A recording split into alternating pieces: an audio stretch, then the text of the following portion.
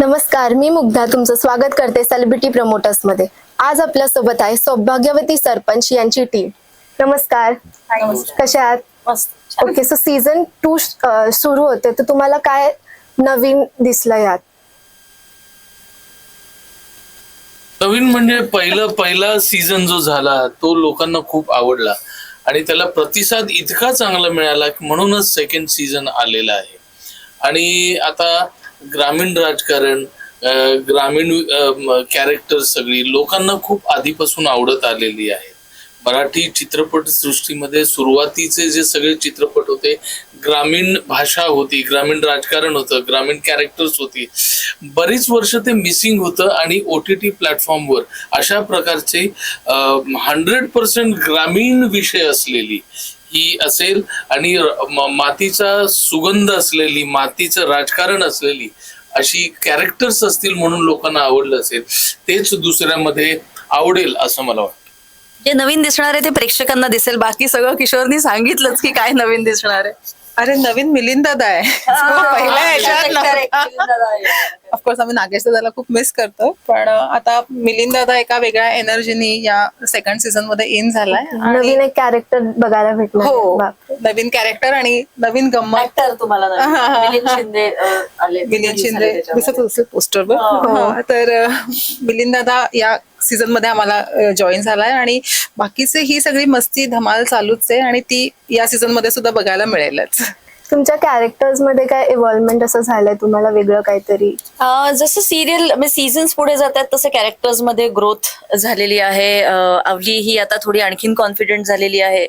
ती आता अनेक विषय हे जास्त शिताफीनी म्हणता येईल असं हँडल करायला लागलेली आहे.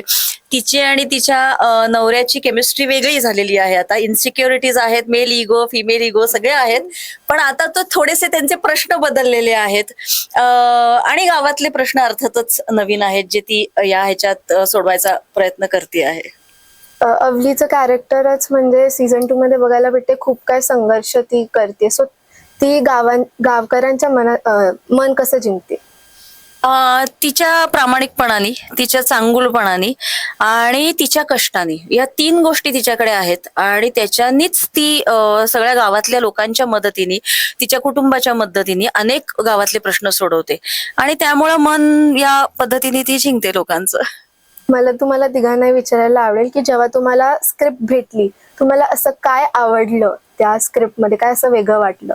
मला स्क्रिप्ट आली तर आम्ही सगळे एकत्र पुन्हा येणार आहोत हीच गोष्ट सगळ्यात एक्साइटिंग. एक्झॅक्टली, अगदी खरंय. आम्ही सगळे एकत्र असलो की आम्ही मजा करतो, एकमेकांना खूप त्रास देतो, एकमेकांशी खूप भांडतो, एकमेकांशी खूप विषयांवर बोलतो आणि त्याची गंमत आहेच आहे. शिवाय कॅरेक्टर्स इतके मस्त आहेत. मग श्याम पेठकरांनी खूप छान लिहिलंय हे असं मला वाटतं. पहिला सीझन खूप छान झाला.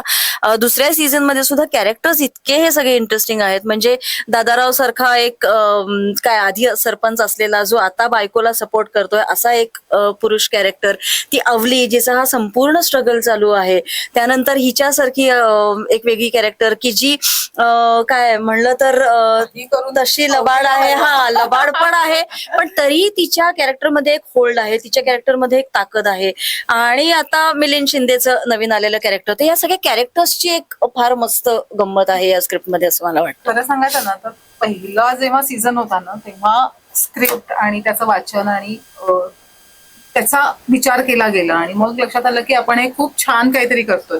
त्यामुळे दुसऱ्या सीझनला त्याच्यावर विचार करणार का काही नव्हतंच. दुसरा सीझन येतोय आणि तो आपल्याला करायचा आहे एवढंच ठरलेलं. We are living it now. आम्ही आता जगतोय ती कॅरेक्टर्स. मग सेटवर कसा माहोल होता? खूप असं स्ट्रिक्ट होतं की तुम्ही खूपच धमाल? आम्ही असल्यावर स्ट्रिक्ट असलं शक्य नाही. आम्ही स्ट्रिक्ट होतो दिग्दर्शकाच्या बाबतीत की तू स्ट्रिक्ट राहा तुझ्या कामाच्या होती, आम्ही आमचं होतो. मजा धमाल गप्पा टप्पा टाइमपास करत आम्ही काम केलेलं आहे. कुठला किस्सा तुम्हाला प्रेक्षकांना सांगायचं वाटतं? आता किस्से इतके घडलेले आहेत त्याच्यामुळे रोजच नवे किस्से घडायचे. ठरवून कोणाला टार्गेट केलं जायचं वगैरे मजा असायची. मलाच मॅक्स ऑफ द टाइम मी रामू होते यांच्यामध्ये, कारण मला खूप वेळेला उल्लू बनवलंय. मग तुम्ही असं रिव्हेंज घेतला का त्याच्यानंतर? नाही, आय लव्ह देम ऑल. आणि तेही मजेनीच हे करायचे ऑफकोर्स, कारण की आम्ही त्यांच्याकडनं खूप शिकतही होते. मग ते त्यांच्या सगळ्यांमध्ये मी लहान असल्यामुळेही असेल, पण हे माझ्यापेक्षा लहान नाहीये. सॉरी नाही हं, वय मी नाही, आम्ही एका वयाचे. किशोर दादा आणि नागेश दादा हा, त्या आणि मला खूप दोघांचं त्रास हो, देतात. हे सगळ्यांनाच त्रास देतात दोघं. एवढं काय वयाचंच आहे. हे दोघं खूप त्रास देतात. कॉम्पिटिटर्स होत ना. नाही, we are friends. We are friends. We are competitors on screen. We are हा, friends in yeah. real life. सगळेच जण खूप मजा केली आम्ही, खूप मजा केली. आणि हे सगळे लोक इतके गोड वागत होते म्हणूनच ही सगळी मजा करता आली. जर का सगळ्यांनी स्टारडम दाखवला असता बरं. तर मग असं एवढं जेल होता आलंच नसतं. वाव, खूप छान. सो तुमच्या कॅरेक्टर मधून अशी कुठली गोष्ट जी तुम्हाला पर्सनली अशी घ्यायला आवडेल? प्रामाणिकपणा तिला घ्यायला आवडेल. आता किशोर सांगेल मी मगाशी काय बोलले होते ते. नाही, खरंच प्रामाणिकपणा, सरळपणा, चांगुलपणा या व्हॅल्यूज घ्यायला आवडतील. खरेपणा जो सध्या खूप समाजामध्ये कमी झालेला आहे. छोट्या छोट्या गोष्टींमध्ये जगण्यात आपण काहीतरी सुपरफिशियल जगतो असं सध्या मला वाटतं.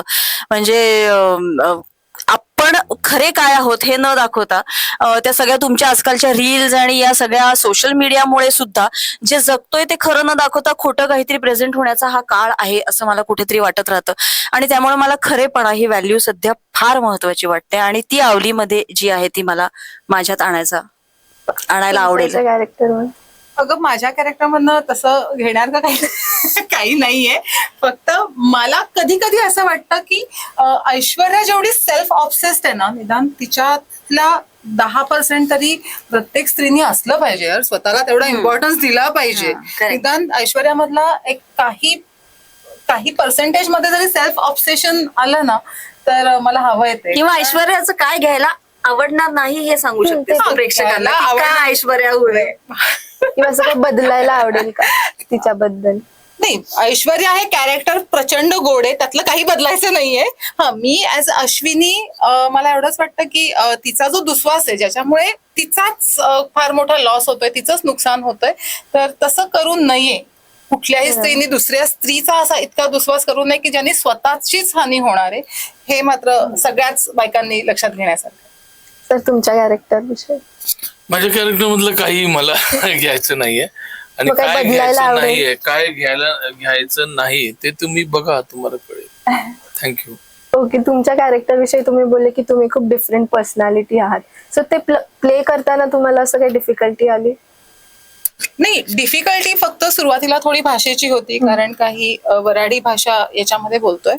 पण दिग्दर्शक आणि लेखकांनी ते समजवलं होतं की हे कॅरेक्टर कसं जाणार आहे. कारण प्रत्येक कॅरेक्टरशी आपण कनेक्ट होऊ शकत नाही. आता इतकी निर्बुद्ध नाहीये मी जितकी ऐश्वर्या आहे, किंवा इतकी सेल्फ ऑब्सेस्ड पण नाहीये मी जितकी ऐश्वर्या आहे. पण तेच आहे ना, ऍक्टर म्हणजेच परकाया प्रवेशासारखंच आहे ना. त्या कॅरेक्टरमध्ये जाऊन ते कॅरेक्टर परफॉर्म करणं यातलीच गंमत आहे आणि मला ते करायला खूप खूप खूप जास्त मजा आली. वाव. सो आपण बघितलं या सीझन मध्ये की खूप इश्यूज होते की पॉलिटिकल इश्यूज, विमेन्स इश्यू. तर तुम्हाला असं कुठला इश्यू असं चेंज करायचा वाटतो?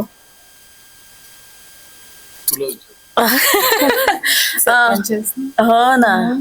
नाही, अनेक खरं तर मी मगाशी पण तेच सांगितलं की आरोग्य, त्यानंतर मला शिक्षण, मुलांना फ्री मिळावं, फुकट मिळावं खरं तर शिक्षण असं वाटतं आणि चांगलं शिक्षण मिळावं असं वाटतं. स्वच्छता ही गोष्ट आपल्या देशात फारच रेअर आहे आणि ती गोष्ट असावी.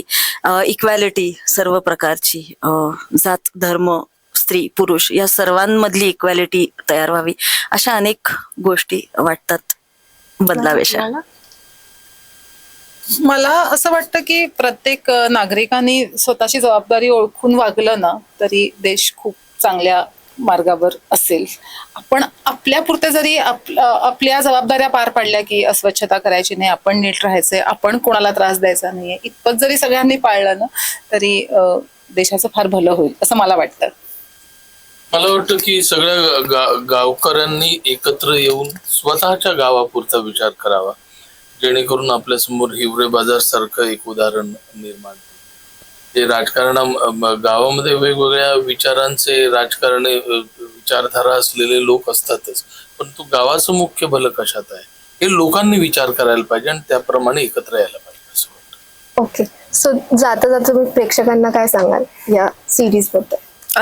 पहिल्या सीझनवर प्रेम केलं तसंच दुसऱ्या सीझनवर प्रेम करा असं सांगायची गरज नाही. तुम्ही प्रेम कराल याची खात्री आहे, कारण खूप छान विषय आहे, खूप छान झालेला आहे.